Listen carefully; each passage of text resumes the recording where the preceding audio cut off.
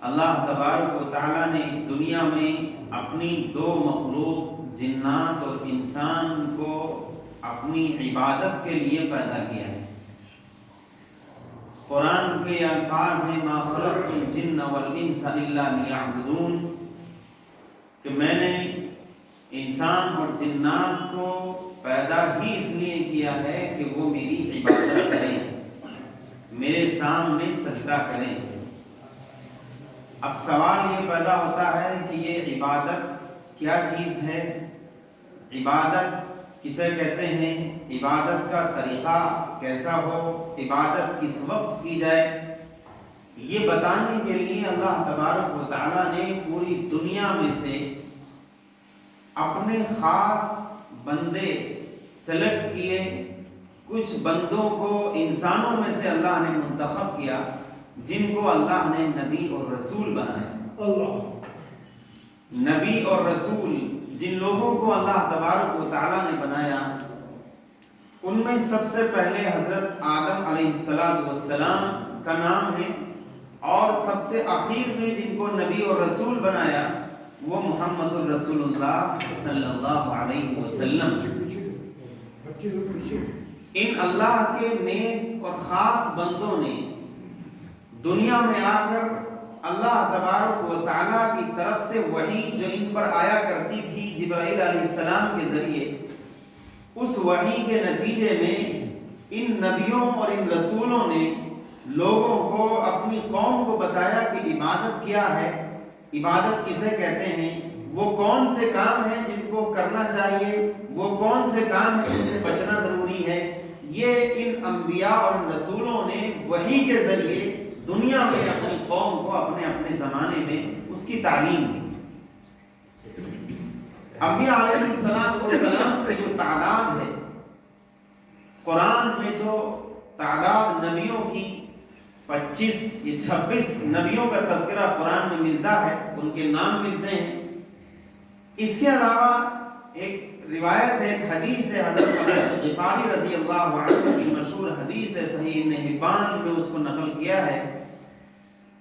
حضرت ابو ذر غفاری رضی اللہ عنہ نے پوچھا، اللہ کے رسول، نبیوں کی تعداد جو اللہ تبارک و تعالیٰ نے انبیاء دنیا میں بھیجے وہ کتنے ہیں؟ آپ نے جو تعداد ارشاد فرمائی وہ 1,24,000 انبیاء علیہ السلام کو اللہ نے اس دنیا میں بھیجا۔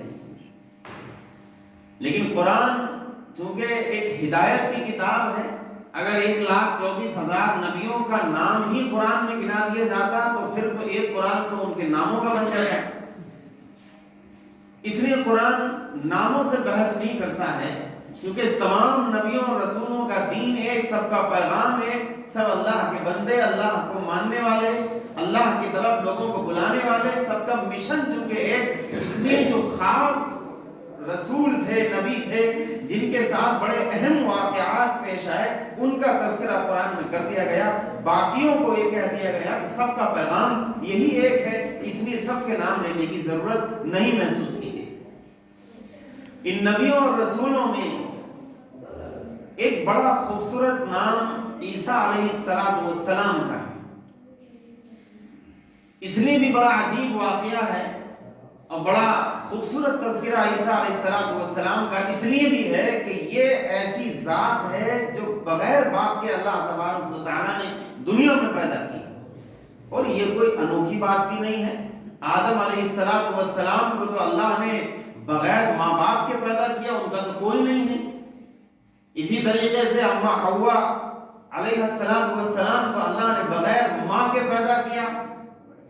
ایک مرد کی پسلی سے، آدم کی پسلی سے ان کو پیدا کیا۔ ظاہر ہے مرد کا تصور تو ہے لیکن عورت کا تصور وہاں بھی نہیں ہے۔ عیسیٰ علیہ السلام کو اللہ نے صرف ماں کے ذریعے پیدا کیا، وہاں پر مرد کا تصور نہیں ہے۔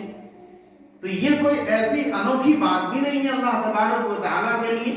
کیونکہ وہ تو ہر چیز پر قادر ہے۔ وہ چاہے تو عورت اور مرد کے ملاپ سے بچہ پیدا کرے، وہ چاہے تو عورت اور مرد کے ملاپ کی اس کو ضرورت نہ پڑے، وہ کن فیکن کہہ دے، بات ختم ہو جائے۔ وہ چونکہ ہر چیز پر قادر ہے۔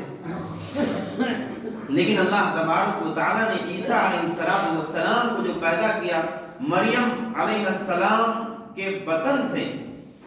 بغیر باپ کے. یہ ایک ایسا واقعہ اور عیسیٰ علیہ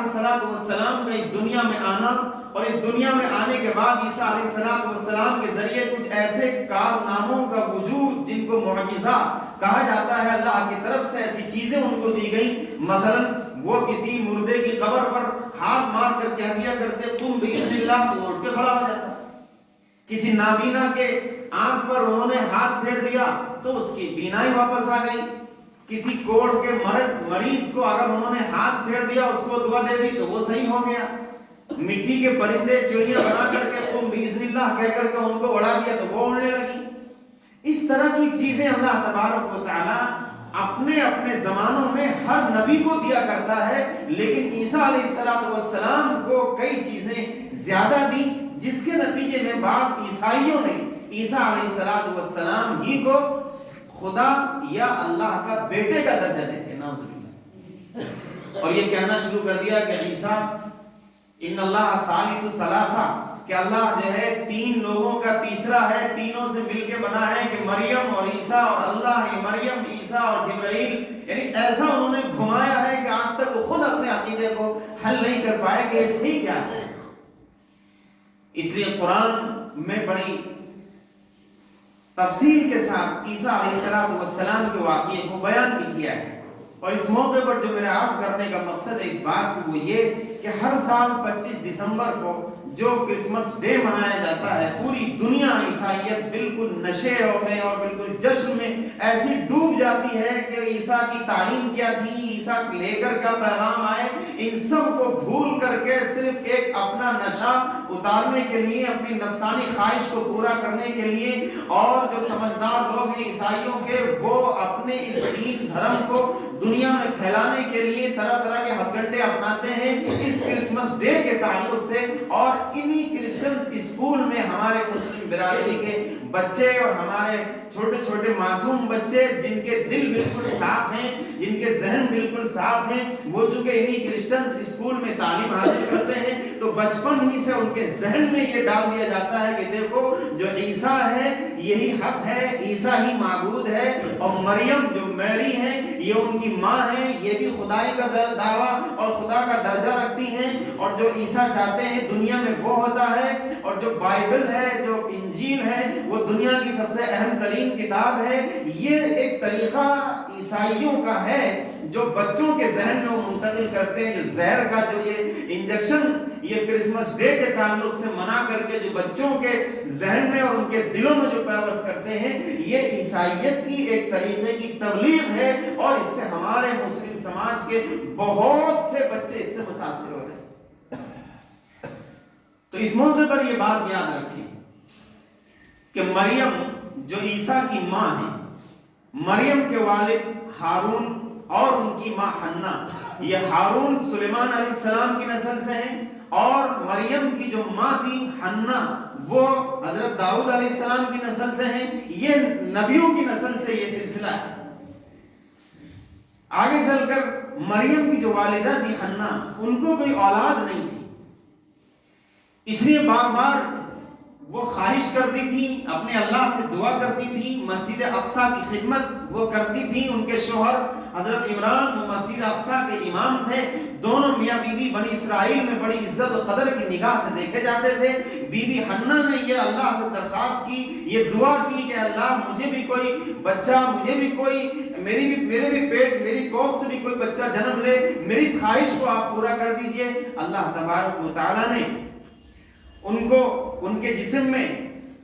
حمل ٹھہرا، اور پیٹ میں حمل ٹھہرنے کے بعد جب ان کو لگا کہ میں امید سے ہوں، تب انہوں نے اللہ تبارک و تعالیٰ سے دعا کی کہ اللہ میرا دل چاہتا ہے اور میری خواہش ہے کہ اتنی منت سماجت کے بعد میں حمل مجھے ٹھہرا ہے، اب میری خواہش یہ ہے کہ جو بھی بچہ پیدا ہوگا ربی انی نذرت للرحمن، کہ اللہ میں نے تو یہ نظر مان لی ہے، میں نے یہ نظر مان لی ہے کہ جو بھی بچہ پیدا ہوگا محررن، اور وہ آپ کے لیے وقف ہوگا، وہ آپ کے لیے آپ کے گھر یعنی مسجد اقصیٰ کی خدمت کے لیے میں نے اس کو وقف کر دیا ہے، اب آپ اس کو قبول کر لیجیے.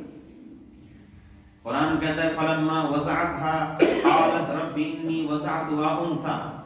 جب وہ بچہ پیدا ہوا تو معلوم ہوا کہ وہ بچہ نہیں بلکہ بچی مریم پیدا ہوئی.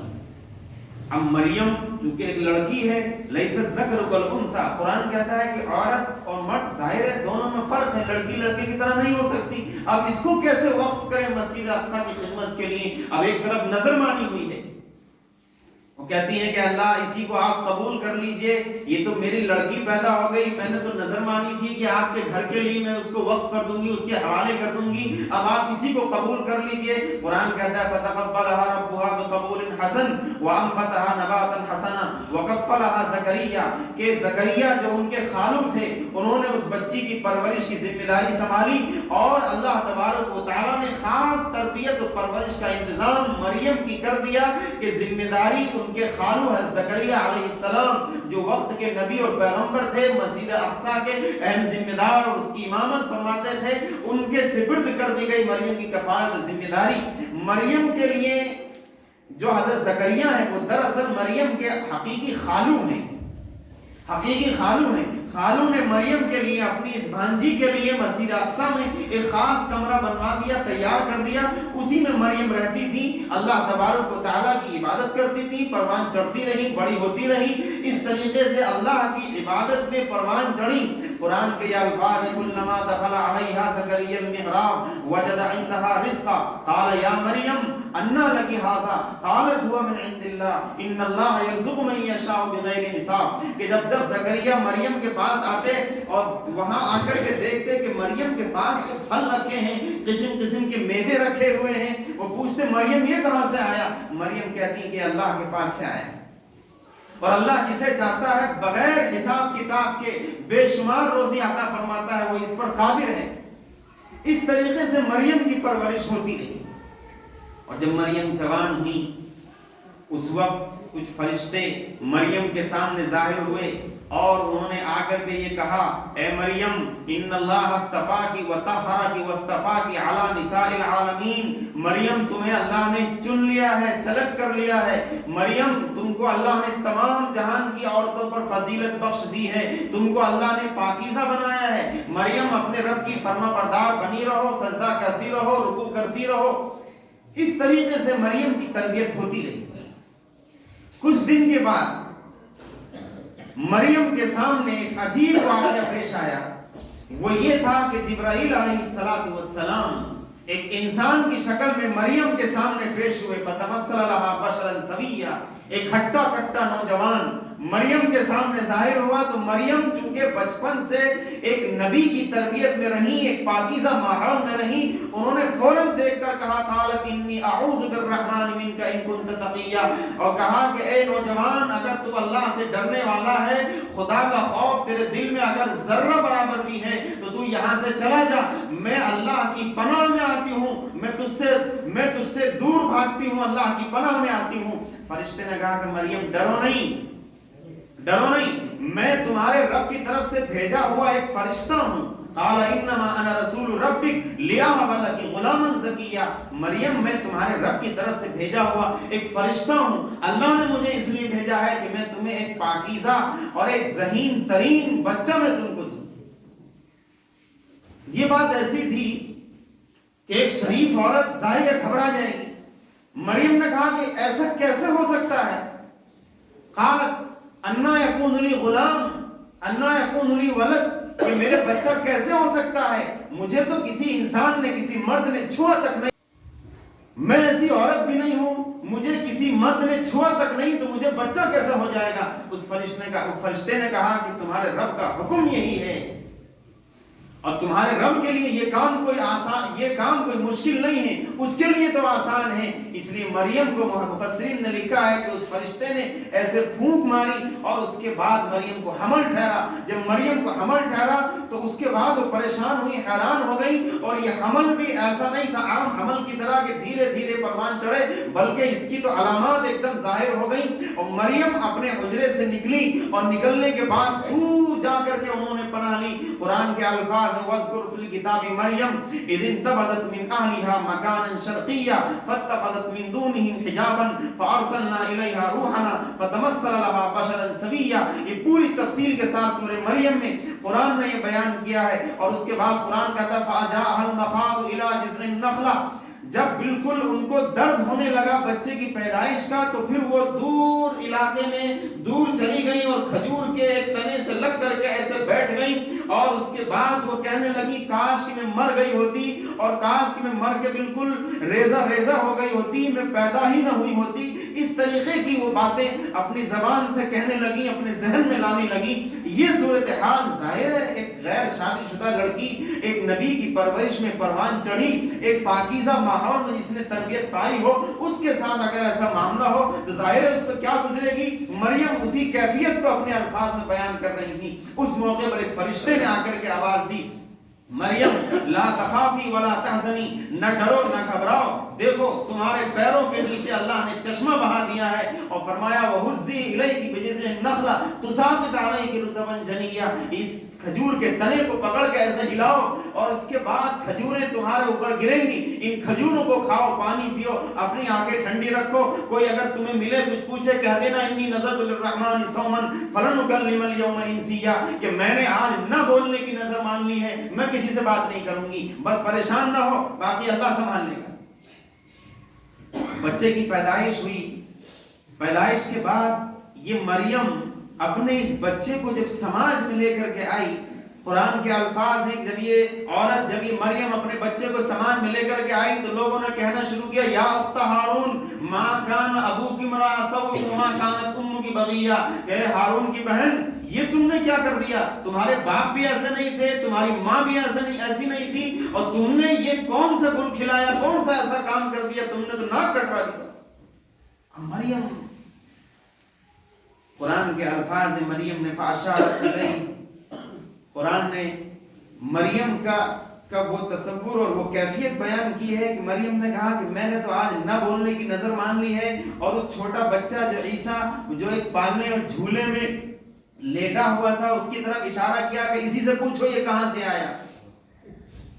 لوگوں نے کہا کیف نکلم من کان فی المہد صبیا، کہ جو چھوٹا سا بچہ گہوارے اور جھولے پالنے میں پڑا ہوا ہو اس سے ہم کیسے بات کریں، وہ کیا جواب دے گا۔ لیکن وہ بچہ تھا، لیکن اللہ کی قدرت کا وہ کرشمہ تھا، اس بچے نے اس پالنے جھولے میں سے کہا انی عبد اللہ، میں اللہ کا بندہ ہوں،